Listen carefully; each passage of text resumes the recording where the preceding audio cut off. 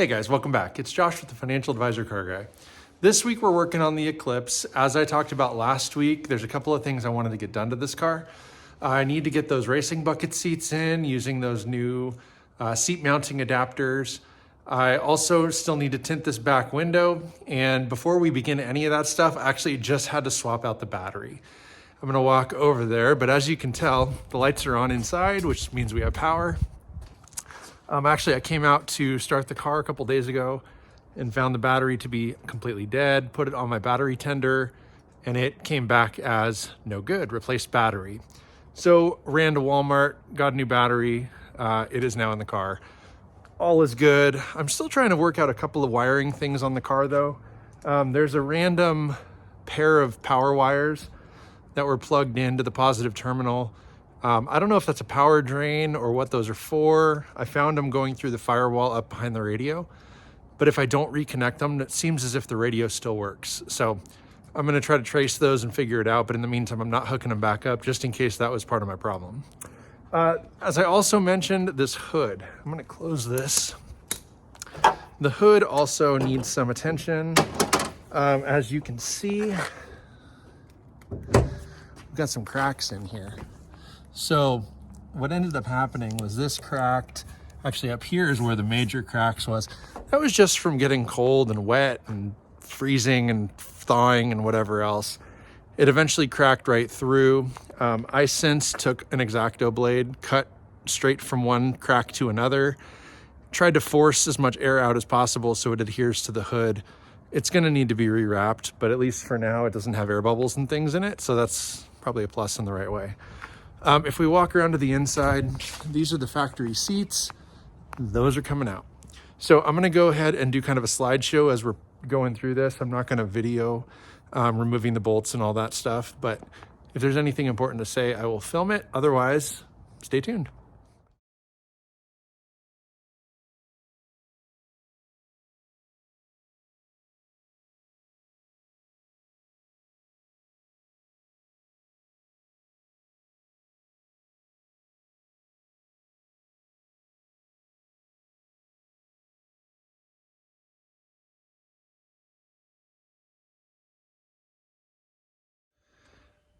Here are the brackets for these racing buckets. Now again, these are built to fit the Eclipse. So they have kind of a contour on the front to the back one. You know, as you can see, looks different than up here. And I'll kind of bring this in. So it's pretty good. It's double gauge, it's thick, and they've double gauged it. And as you can see, maybe the welds aren't super clean, but it's a pretty heavy gauge steel. These are not very light. They're actually pretty stout. And so I love how there's like these middle supports in here. You can kind of see here. Here's another one like back here. And so basically the structure of them is incredibly good. I'm really, really pleased. But what I have to do, as you can see, there's like this slot. Actually, this over here may be easier to see. There's kind of a slot, and it's designed for universal seats. It's a little bit generic, and it's that way on the top and on the bottom. But the problem is the seats that I have are just a touch too narrow, or at least the brackets underneath are. So what I had to do, and I already did this on the other one, and I'll show you the process here, but essentially on the inner side, so this is the inner side, and you know that because this is where the seatbelt bracket mounts, the seatbelt click. What I ended up doing was I kind of marked the dot right here. You can kind of see it there, and you can see the same one on that side. But that's where I have to drill a new hole. And so I'm drilling a hole that's about 3/8 of an inch so that the bolt will fit through. But I have to kind of slide that hole down just a touch so that the seat fits. Like I said, I already did the driver. This is the passenger side. You're gonna see them both kind of here in just a moment. But right now, I realized that I got overzealous. I drilled the holes and mounted the first chair to the bracket without even filming it or taking pictures. So I'm gonna show you a little bit more about that process here, but I did wanna show you that I have to drill a hole here and here to make those seats fit. And when you're all done, you'll never even know.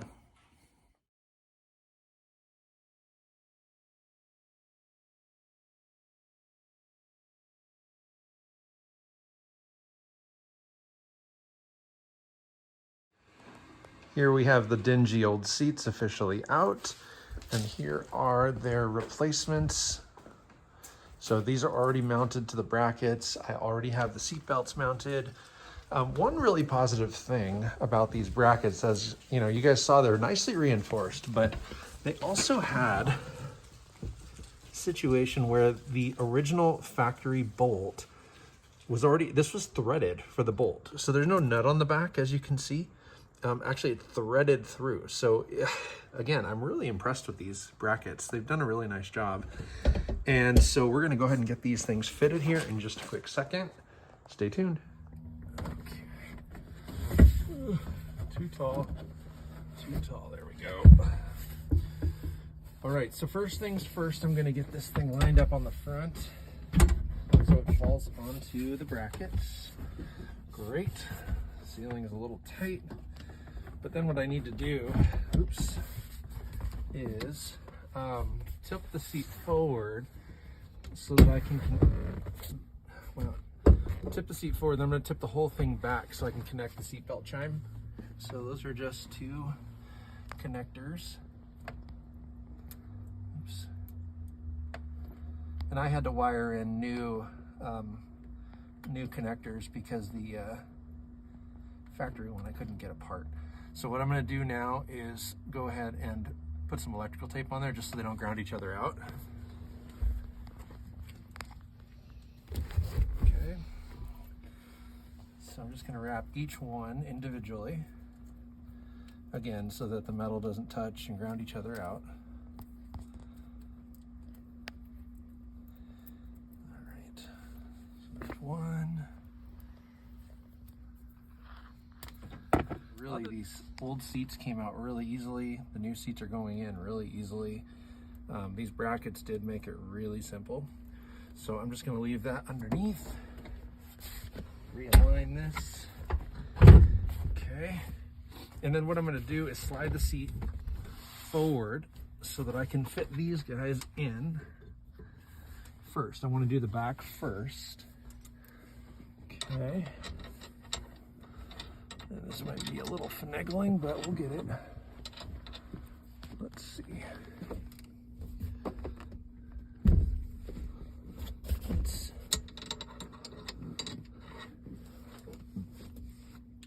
Usually this one here I can do a bit easier, maybe. My hands are a little bit big, so getting them in there is a little hard, but so that one, that's in. So I'm going to just finger thread it to get it started. And the front two are a lot easier. So I'm going to do the back two first, because that way if I need to move the seat out or something like that, the front's not attached. So let's see here.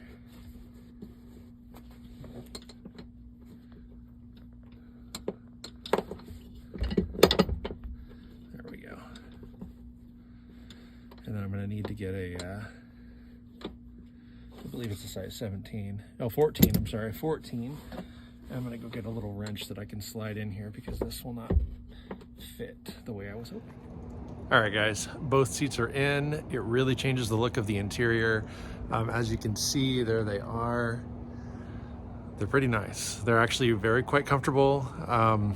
They're adjustable. They slide forwards and back. They tilt forwards and back. They do everything you'd want. I really like the finish. Again, that diamond stitching is amazing. The yellow stitching kind of matches the tan interior pretty well. So I'm really pleased about that. It darkens the interior a bit. And so I think, having done the door panels black and beige, and, the inside being all black and beige, the black seats, I wonder if I can switch this around. Well, I'll just do that. The black seats look really, really nice. But now you can see the tan interior back there, which really isn't coming clean. Emma steam cleaned it. She actually steam cleaned the carpets and that back seat when I had everything out. There's the steam cleaner right there over my shoulder, and you can see the old seats sitting there. She was able to get some of the stains out of the carpet, but it's still pretty gross. And the back seat, same thing. It's pretty gross. So now what she's after are going to be black seat covers for the back seat, or someone who's parting out one of these cars, if they've got some black back seats, she'll probably look at doing that, which I think would look nice. You know, again, with the black front seats, having black back seats would look great. But these seats take up enough space that it's now almost kind of a two-seater. Yeah, there's not a lot of legroom back there. I made it so these can actually slide back further than the factory seats ever did, which is great for people like myself. I'm 6'2". Getting in and out of this car with the old seats, even all the way back, was kind of a chore. This gives me a lot more leg room, so I can drive this car a little bit easier, a little more comfortably, which is fine for me, not so great for anybody sitting in the back seat behind the driver. So it is what it is. But what do you guys think? I'm pretty pleased. For now, we're calling the Eclipse done. We're good to go. We do still have a couple of things to button up. As I mentioned earlier in this episode, there's a few wiring things I need to get solved. What that looks like, I don't know. That little plug under the dash, or those wires that are under the dash that go to the battery, I did leave them unplugged. Everything seems to be working just fine, with the exception of the gauges. I have plugged in the wire and then unplugged the wire, nothing changes, but the gauges have a blue face to them. And they were illuminated when I bought the car. They're not illuminated now. So I've got to get in there and figure out if maybe when I swapped the radio out, maybe there was a wire somewhere that wasn't connected. Maybe those wires that are going to the positive terminal do need to be plugged in. That's a project for another day. I'm not worried about it at this point. That is something I need to dig into. The back window does need to get tinted. I actually spoke with my buddy today. We're gonna find a time to get that done, hopefully sooner than later. Other than that, really, I think looking for a back seat cover is the next priority. I completely forgot. I do have little 5mm wheel spacers that are gonna go on the back wheels, just to give them a little bit more poke. I want them to stick out.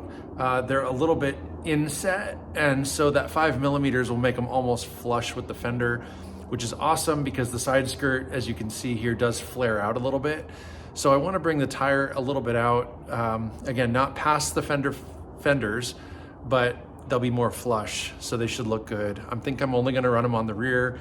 The rear tires are wider. I did run a staggered set of tires on this car, so I want to give a little bit more clearance to the inner side of those tires. Other than that though, guys, this thing is about done. What are your thoughts? What would you change? What would you do differently? Would you just absolutely love it as it is? Or is there something I need to do still more? You let me know. Other than that, I think this could be the last episode on the Eclipse for a while. Again, I might do an update video once the windows are tinted, spacers are on, wiring stuff is figured out, whatever. Any other little odds and ends that come up, I might just, again, throw together one video to kind of cover everything. But I think for now, we could say farewell to this car for the foreseeable future.